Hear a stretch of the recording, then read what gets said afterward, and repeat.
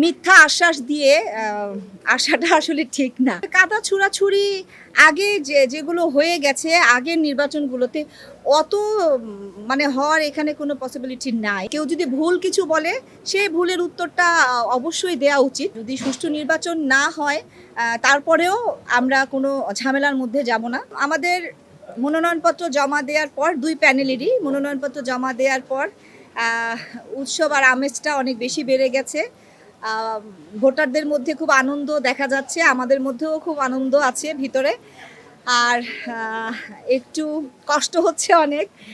এক হচ্ছে প্রচণ্ড গরম, আর হচ্ছে এর মধ্যে অনেক দৌড়াদৌড়ি করতে হচ্ছে এদিক সেদিক।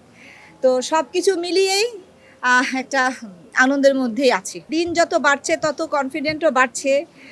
ভোটারদের আগ্রহ মানে কি বলবো যে কালকেও আমি বলেছিলাম যে আমার মানে ভাত খেতে খেতে অনেক মানে দেরি হয়ে যাচ্ছিল। সবার খাওয়া শেষ, আমরা কয়েকজন মানে খেতে পারছিলাম না।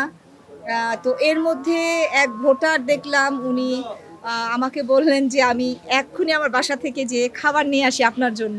সে দৌড়ে যে আমার জন্য ভাত তরকারি তার বাসায় যা রান্না ছিল সে নিয়ে আসছে সেটাই। তো এই যে ভোটারদের ভালোবাসা, কেউ কেউ আমাকে উল্টা ঠান্ডা পানি দিচ্ছে, কেউ ঠান্ডা কোল্ড ড্রিঙ্কস দিচ্ছে, কেউ এই ভর্তা সেই ভর্তা এনে দিচ্ছে। মানে আমার যেন খারাপ না লাগে, কেউ আমাকে ডাবের পানি খাওয়াচ্ছে। এই যে একটা ভালোবাসা, এই ভালোবাসাটা তো আসলে ভোলার মতো না। এখন আমার মনে হচ্ছে 90% থেকে 99% আমি চলে গেছি। আর বাকিটা তো আসলে ভোটের পরে বোঝা যাবে। তবে হ্যাঁ, আমি যদি জয়ী হই সবচাইতে বেশি খুশি হবেন মানে আমি জয়ী হওয়া মানে আমার মায়ের জয়ী হওয়া। উনি বেশি খুশি হবেন। আর যদি জয়ী নাও হই, আল্লাহ না করুক, যদি জয়ী নাও হই, তারপরেও আমার মায়ের তো একটা মানে ভিতরে একটা শান্তির একটা ব্যাপার থাকবে যে না, আমার জন্য আমার মেয়েটা আসলে পারুক না পারুক তবুও তো সে কষ্টটা করেছে। তারকা বলতে প্রত্যেকটা শিল্পী কিন্তু তার নিজের মতো করে তারকা। হ্যাঁ, তো আমাদের শিবা শানু ভাই উনি অবশ্যই একজন তারকা। আর আমাদের আরমান মামা উনি অনেক সিনিয়র একজন ব্যক্তি। উনি অনেক বছর ধরে কাজ করে যাচ্ছেন আমাদের ফিল্মে। উনি কিন্তু একজন অভিনেতা। উনি কিন্তু অনেকগুলো সিনেমাতে অভিনয়ও করেছেন। আর তারপরে তো উনি প্রোডিউসার, ডিরেক্টর, উনি সিনিয়র ফাইট ডিরেক্টর। তো ওনার মধ্যে তো অনেক গুণ। একটা নির্বাচনের জন্য আমি বলবো তারকাটা হওয়া মোটেও জরুরি না। একটা নির্বাচনের জন্য সাংগঠনিক হওয়া জরুরি এবং আমার কাছে মনে হয় যারা সমিতির জন্য, সমিতির মেম্বারগুলোর জন্য কাজ করবে তাদেরই আসলে নির্বাচনে দাঁড়ানো উচিত। কাদা ছুড়াছুড়ি আগে যেগুলো হয়ে গেছে আগের নির্বাচনগুলোতে অত মানে হওয়ার এখানে কোনো পসিবিলিটি নাই। আর টুকটাক যেটা হবে সেটা তো হবেই, এটা তো মেনে নিতে হবে। কেউ যদি ভুল কিছু বলে সেই ভুলের উত্তরটা অবশ্যই দেওয়া উচিত, না হলে ভুল তো ভুলই থেকে যাবে। হ্যাঁ, তো ওইটা তো ভেঙে দেওয়া উচিত।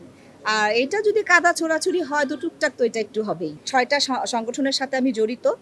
আর হচ্ছে শিল্পী সমিতিতে আমি ২ বছর ধরে কিন্তু আমি একা আমি দৌড়াদৌড়ি করছি আমি সেটা বলবো না।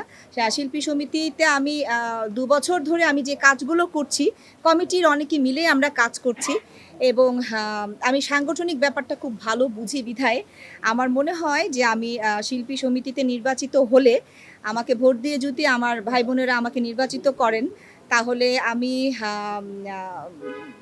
মানে শুধু কমিটির লোকজনদেরকে নিয়েই আমি একটা মিটিং করে সেটাই আমি সমস্যার সমাধানে যাব সেটা আমি করব না। আমি যদি আসতে পারি আমার কমিটির সবার সাথে আমি মিটিং করে দেন আমার যারা শিল্পীর সদস্যরা আছেন সবার সাথেও আমি একটা মিটিং করব সেই সমস্যাটা নিয়ে, তারপরেই সেটা সমাধানে আমি যাব। মিথ্যা আশ্বাস দিয়ে আসাটা আসলে ঠিক না। মিথ্যা আশ্বাস দিয়ে ভোটারদের মানে ডিভাইড করাটা আমি মনে করি যে এটা একটা ধোঁকা। হ্যাঁ, তো আমি যদি আমার সদস্যদেরকে ভালোবাসি তাহলে আমার ভোটারদেরকে যদি ভালোবাসি আমি মিথ্যা আশ্বাস দিয়ে আমি কেন আসব? আমি যেটা পারবো আমি সেটাই করব, অথবা আমি কাজ করে দেখাবো এবং আমি যেটা কাজ করব সেটা আমি একা নিশ্চয়ই করব না।